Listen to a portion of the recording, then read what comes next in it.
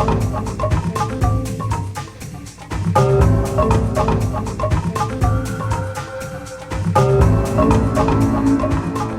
buenas, queridos amigos, bienvenidos otra vez a la Manzana de la Discordia. Tengo conmigo a mi querido amigo Francisco Garfias. Buenas, mi querido Pancho.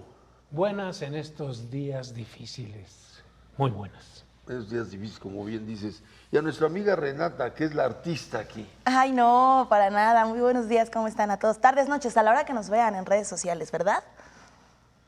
¿Algún comentario, algún avance? Pues les voy a platicar, fíjense lo que vamos a ver hoy en la sección de virales, ¿qué les parece? El día de hoy en la sección de virales les voy a mostrar el susto que se llevó un ciclista, además algo que está en tendencia con uno de los líderes de Frena. Y en la zona de espectáculos hablaremos de la fuerte revelación que hizo la cantante Jennifer López y también del cantante que está arrasando con la venta de boletos para su concierto, pero eso más al ratito, ¿qué les parece? A mí la de Jennifer López sí me interesa. ¿Le interesa muchísimo, bastante? Sí. Y a mí lo de Fernando Lozano de Frena. ¿Qué tal, verdad? ¿Y la revelación es reveladora? Muy reveladora. O sea, al ratito lo van a checar. Vamos a ver y entender algo importante. Así es. No, muy bien. Mi querido Pancho, a ver, te propongo lo que está sobre la mesa en estos días. Digamos que por un lado en el terreno de los medios, de las imágenes, está la secuela de la exhibición de este video que se ha difundido en donde aparece el hijo del presidente en esta casa en Houston, en fin, ya no hace falta repetirlo. A raíz de ahí se ha suscitado un clima en el ambiente que todos vemos ha puesto en movimiento al señor presidente, lo vemos nervioso, creo que este es un consenso, ¿no? Y en mitad de este nerviolero, ¿no?, ha surgido esta declaración del presidente en torno a que a él le parece mejor hacer una pausa en las relaciones diplomáticas con España, ¿no? ¿Qué piensas de esto? Pues de entrada te diría que efectivamente los dos asuntos están vinculados. El tema de la Casa Gris, como ya lo bautizó Xóchitl Gálvez, la senadora del PAN, sí le pegó en su línea de flotación al presidente de la República. Es el fracaso del discurso de la austeridad en su primer círculo, en su propia familia, porque en la vida de la dolce vita, dirían los italianos, que tiene José Ramón López Beltrán en Houston, no empata con esta idea que tiene el presidente de que basta tener un par de zapatos, 200 pesos en la bolsa y algo en que moverse y que no necesita uno más en la vida. Entonces, evidentemente, pues el hijo no comparte esa forma de pensar, le hacen una investigación por supuesto conflicto de interés derivado de haber habitado la casa de un alto ejecutivo de la empresa o de la compañía Baker Hughes, que, o casualidad, tiene contratos con Pemex y le fueron ampliados durante la Cuarta Transformación. Evidentemente, yo digo, si el caso se tratara del hijo de Enrique Peña o de Felipe Calderón o de Vicente Fox, como ocurrió, pues la reacción de Morena y de sus aliados no sería la misma. Hoy resulta patético verlos como, por ejemplo, en las cámaras del Congreso, se suben a defender este tema, independientemente de que el muchacho o el señor, porque ya tiene más de 40 años, como dijo el presidente, tenga el derecho de vivir su propia vida, ¿sí?, tiene también ciertas, digamos, obligaciones éticas, porque su papá es el presidente de México y mantiene un discurso contrario al modus vivendi del hijo. Aquí López Obrador aplicó la muy vieja receta de echar humo, una cortina de humo, sobre un tema que sí le pegó en las encuestas. Por ahí vi la de Mitofsky, que lo bajó un poquito, el Financiero, que sí, un poco le parece que le dio más duro, o sea, hacia abajo. Y curioso, Pepe, López Obrador se mantiene arriba del 60% en su aprobación, en su popularidad, pero por rubros está reprobado en todo: corrupción, salud, economía, bienestar. Entonces, evidentemente, cuando tú te das cuenta que vas a la baja, y ahí me explico este nerviosismo del que tú hablabas, y no sabes cómo responder, porque ciertamente la respuesta del presidente de que pues, se casó con una mujer rica y tiene más de 40 años y es mayor y tal, el presidente no la aplica para los demás. Esa justificación, ¿sí? O esa explicación. ¿Cuántas veces lo hemos oído criticar a la gente que vive bien? ¿Sí? Entonces ese sería un primer comentario, Pepe, que creo que ya me extendí demasiado. Sí. Yo creo, si me permites, que hay una situación aquí un tanto sutil que es la que está determinando esto. Si el señor presidente hubiera sido muy claro y definido en su discurso, refiriéndose a la moral y a la ética republicana de todos aquellos que trabajan para el gobierno y exigiéndoles de ellos un código de conducta, creo que habría estado en su justo derecho. Por supuesto. Pero cuando él ha hecho este discurso universal, postulando esto para todos y censurando a todos aquellos que se apartan de eso, él pisó un terreno difícil, que es el terreno de la vida privada de las personas. Al pisar el terreno de la vida privada, abre la puerta para que las personas se metan en su vida privada. Y entonces, ¿cómo te atreves a decir de nuestra vida privada si en tu vida privada hay esto, ¿no? En tu primer círculo. Ahí es donde la cosa se pone complicada. Si él hubiera claramente sacado, diría, es la vida privada de mi hijo, de la misma forma que yo respeto la vida privada de todos, no se meta con la vida privada de mi familia, ya yo hubiera quedado. Pero como bien dices, como él hizo extensiva su prédica a todos, pues abrió la puerta a que ahora se haga ese comparativo y ese reclamo. Pero no sé si ya nos toca tu intervención, mi querida Renata, o tenemos un minuto más o qué. Yo creo que Arráncate. es momento de saber cuáles son las imágenes más virales. ¿Qué les parece? Adelante. Les vamos a mostrar, fíjense nada más, cámaras de vigilancia captaron a un ciclista que fue víctima de un accidente. La imagen muestra cómo un auto golpea a un camión que pierde el control al volcarse y bueno, este ciclista milagrosamente salió ileso. Y otra de las cosas que también se está hablando mucho es que con la pandemia las videollamadas adquieren un papel sumamente importante, ya sea para trabajar o tomar clases, y en ellas hemos visto de todo. Ahora le tocó a Gilberto Lozano, líder del movimiento Frena, que se convirtió en tendencia en redes sociales en medio de una transmisión en vivo. Lozano cayó tras romperse la silla en la que estaba sentado. Rápidamente se levantó como si nada y continuó con su apasionada exposición. Estas son las imágenes más virales hasta el momento. ¿Qué les parece lo de Lozano, pobre hombre? Y ya le había pasado. Con lo de la Virgen Con también. lo de la Virgen, que se le cayó el retrato de la Virgen ahí cuando estaba en plena transmisión. Ese no lo vi, ese no lo vi. Sí. Bueno, regresando, gracias Renata. No, ustedes, yo sigo escuchando. Regresando, en medio de esto está el asunto del comentario del presidente sobre pausar una relación diplomática. No deja de ser, digamos, una rareza introducir un concepto que no es para nada común en el medio diplomático. No existe. ¿No?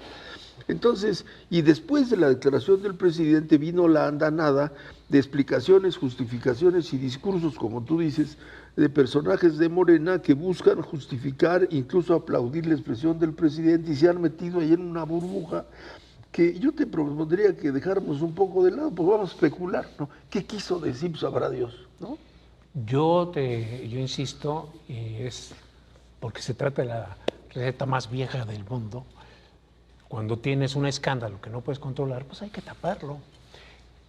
Dime tú, y te pido que lo reflexiones a fondo, ¿cuál era el motivo de la agresión a España? ¿Por qué? Porque no solo es la petición de pausar, los llamó ladrones.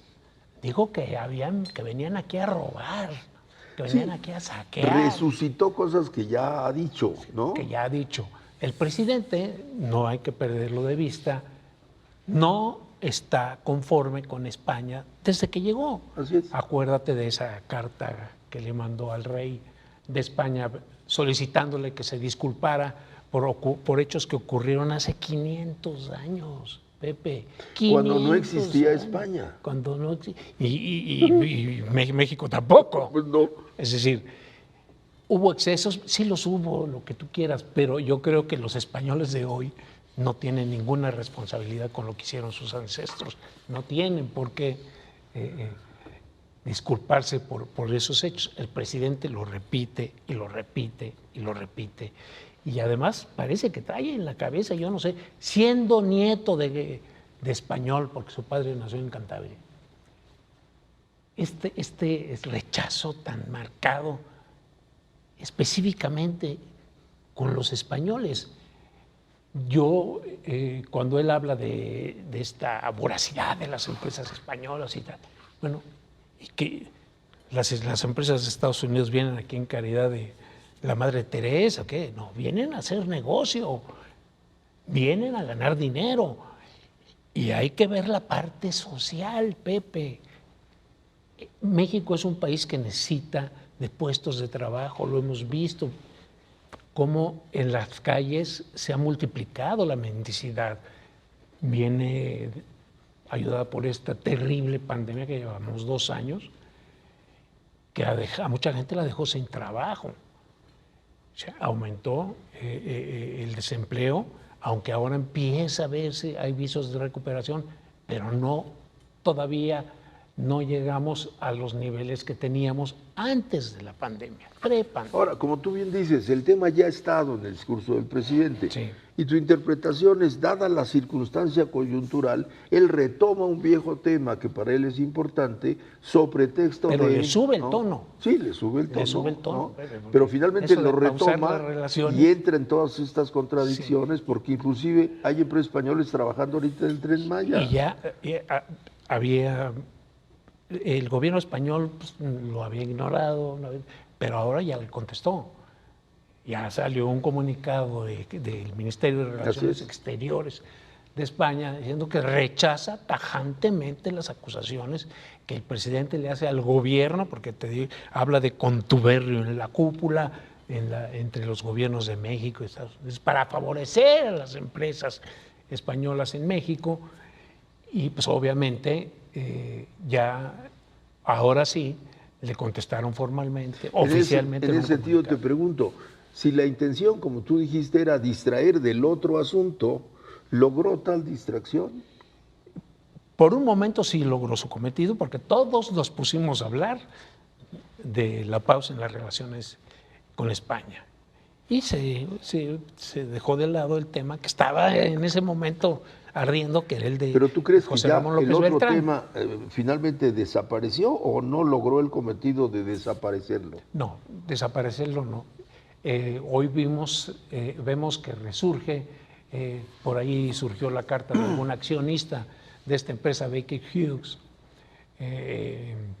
pidiendo una investigación sobre si el posible conflicto de interés que implicaba el hecho que un alto ejecutivo de esa compañía petrolera, que es la 5ª proveedora, de acuerdo a lo que dijo el director de Pemex en la mañanera, Octavio Romero, es la 5ª proveedora de Pemex, si hay o no conflicto en el hecho de que le haya alquilado o le haya prestado una casa de $1 millón de ¿qué hay ahí? con una gran alberca, con lujos que obviamente no empatan con este discurso de pobreza franciscana que hemos estado oyendo en los últimos 3 años. ¿Qué te parece, Pancho, para no dejar pasar la oportunidad, saltar a otro tema que está también sobre la mesa y que es muy preocupante, el de la violencia que no cesa? Llevamos 5 periodistas. Pues la violencia contra los periodistas, que es ya muy marcada. Con uno que fuera es grave. Sí, ¿no? van 5. El último fue señor Uber. En 40 días. Pues en Oaxaca, 2 en Tijuana, en Veracruz, en Michoacán. ¿Qué te está reflejando esto? La incapacidad que tiene el gobierno de frenar la violencia creciente en este país. Las cifras de muertos que tiene López Obrador, el presidente López Obrador, en los 3 años que lleva, ya rebasaron las cifras de homicidios dolosos que tuvieron en 6 años Felipe Calderón, que es a quien le atribuyen haber declarado la guerra a los cárteles de la droga. Al presidente le gustaba decir que llegó con un palo, le pegó al avispero y le salió mal el tema. Y con Peña Nieto tampoco se produjeron ese nivel de muertos. Estamos viviendo, y es un fenómeno muy preocupante, la penetración del narco en toda la estructura del país, cómo controlan territorios. Tú recordarás la declaración del ex embajador de Estados Unidos diciendo que el 33% del territorio mexicano estaba controlado por los cárteles de la droga. ¿Sí? Ahora, en el contexto de esta violencia, ¿qué te dice? No es que sean menores, ni tampoco quiero hacer distingos, pero ¿qué te dice el que llevemos 5 periodistas como profesión? ¿Qué dice eso? Pues es muy lamentable el costo que tienen, sobre todo los periodistas que viven en provincia, porque si vemos, salvo Lourdes Maldonado, esta periodista de Tijuana, que alguna vez fue corresponsal de Televisa, los demás son periodistas que han trabajado en medios muy chicos o en páginas, en portales, en las redes sociales, etcétera, etcétera. Pero es gente que informa, gente que hace reportes sobre actividades ilícitas. Parece que el último tiene que ver por ahí algún funcionario de seguridad pública de su región, de ahí en Oaxaca.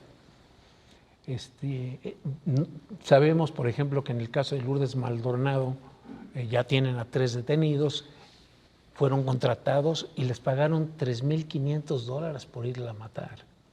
¿Sí? Lo que no sabemos es quién pagó esos $3,500, quién es el autor intelectual de la muerte. El otro fotógrafo, Margarito, pues también.